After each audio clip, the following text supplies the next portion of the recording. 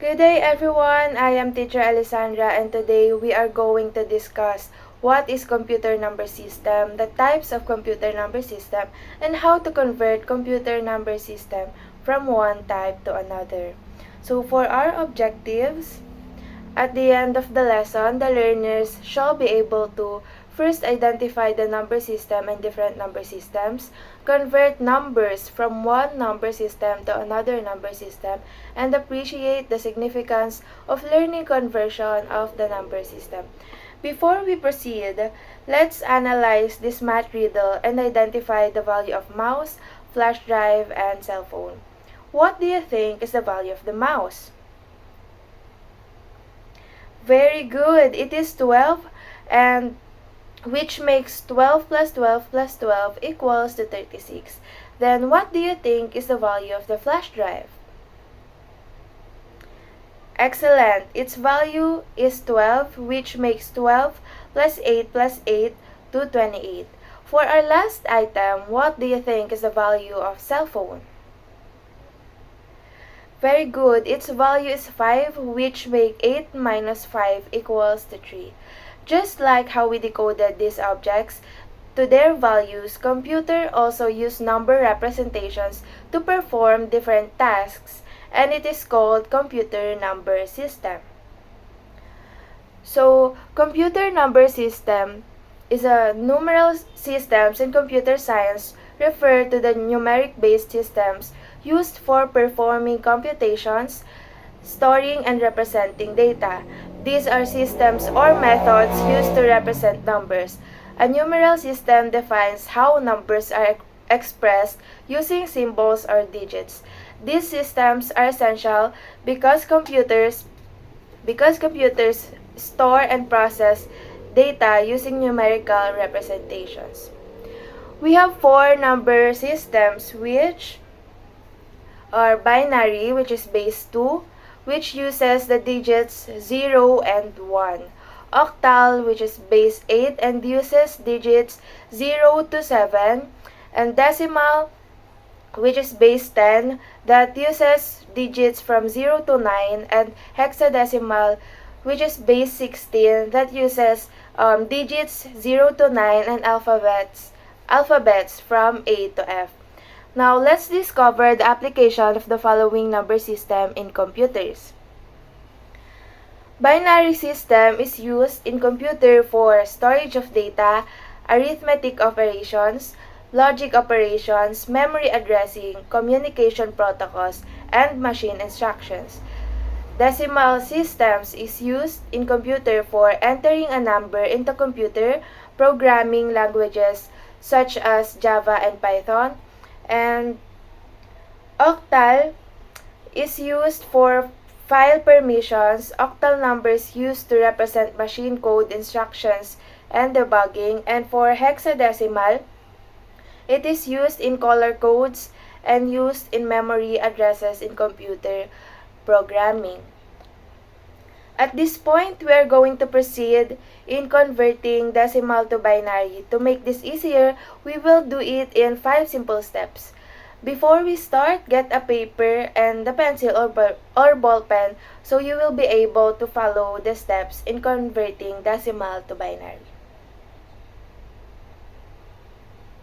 So, the first step in converting decimal to binary is divide the number by 2. For example, we are going to convert the decimal 28 into binary. So, decimal 28. Bakit po siya, teacher, may 10? Kasi, katulad ng diniscuss natin kanina, ang decimal ay may base 10. So, ang una natin gagawin ay gagawa tayo ng table na may 3 columns. So, first is the division.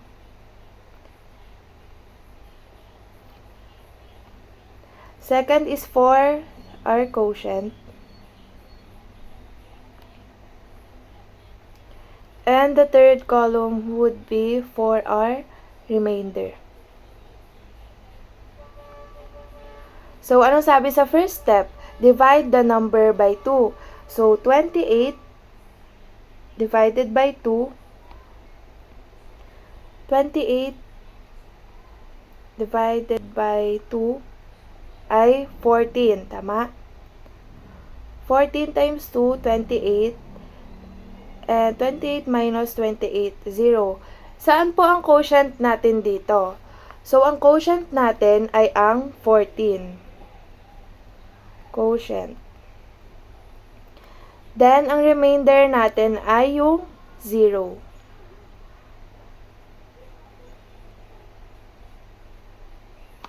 Yan.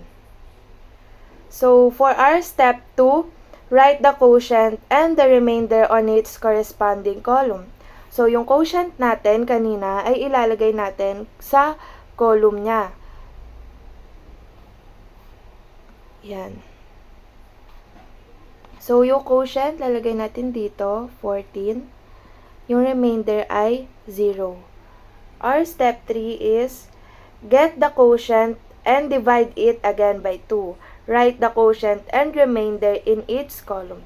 So, kukuhanin daw natin tong 14. So, 14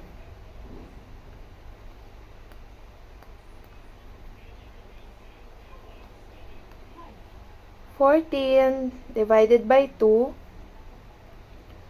14 divided by 2 ay 7. 7 times 2, 14 was 0.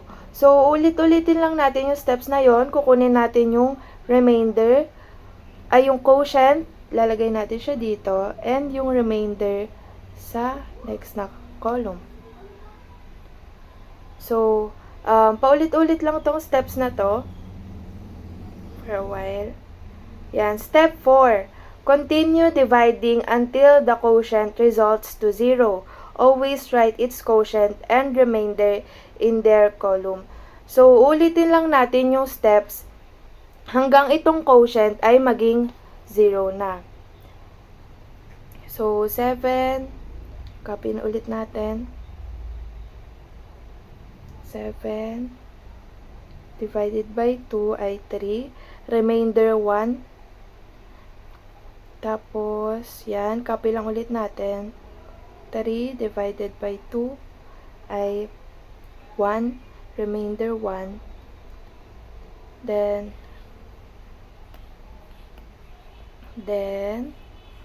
1 divided by 2. Well, hindi naman na natin may divide yung 1 sa 2. So, 0 na. And remainder 1. Diba sabi dito, quotient, continue dividing until the quotient results to 0. So, 0 na yung quotient natin. So, step 5 natin. Copy the remainder from bottom to top. That is the binary equivalent of the number. So, kokopyahin lang natin to from ilalim pataas. Yan. Kokopyahin lang natin tong remainder from the bottom to the top. So, the binary equivalent of decimal 28 is 11100. And ang kanyang base ay 2 dahil siya ay binary. Yan po. So, now we will proceed na sa converting binary to decimal. In converting binary to decimal, meron lamang tayong 3 steps. So, ang kukunin na lang natin na example ay yung naging binary natin kanina. So, 11100. Yan. So, sabi sa first step, starting with the rightmost digit, which is the least significant bit or LSB, to the leftmost digit, which is the most significant bit or MSB, list all the power of the base starting from 2 raised to 0. So, ang gagawin natin ay, lilista natin yung power of the base from 2 raised to 0. 2 raised to 0, 2 raised to 1, 2 raised to 2, 2 raised to 3, and 2 raised to 4. So, yan, nagawa na natin yung first step. Sabi sa step 2, multiply each digit in the binary number starting from the right with its respective weight based on its position and evaluate the product. So, isusulat ulit natin tong binary numbers natin. So, 1, 1, 1, 0, 0. Mumultiply natin siya doon sa 2 raised to 0, 2 raised to 1. So, ang gagawin natin ay ganun.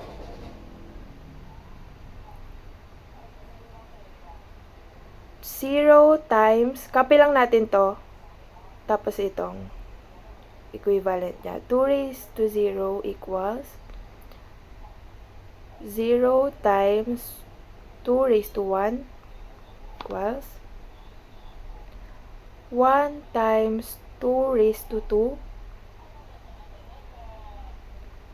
1 times 2, 1 times 2 raised to 3, and lastly ay 1 times 2 raised to 4. So, 0 times 2 raised to 0 ay 0. Ay, bakit? 0. 0 times 2 raised to 1 ay 0. 1 times 2 raised to 2. 4. Bakit po 4, teacher?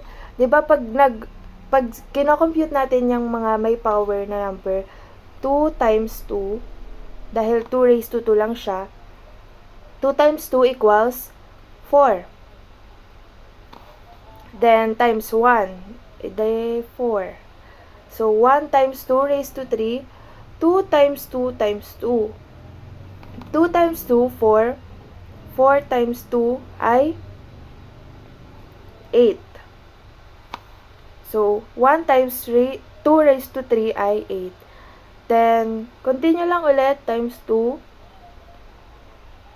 8 times 2, 2 times 2 times 2 times 2, dahil 2 raised to 4 ay 16. 1 times 2 raised to 4 ay 16. So, anong next step natin? Sum up all the products obtained for all the digits in the binary number, which gives the decimal equivalent. So, ipapag-add natin lahat ng ito. So, 16 plus 8 plus 4 plus 0 plus 0 ay 16 plus 8, 24 plus 4, 28. 28. So, dahil kinonvert natin siya sa decimal, lalagyan natin siya sa ibaba ng 10. So, the binary 11100 is equivalent to 28 decimal equivalent. So, that's all for converting decimal to binary and binary to decimal. Thank you.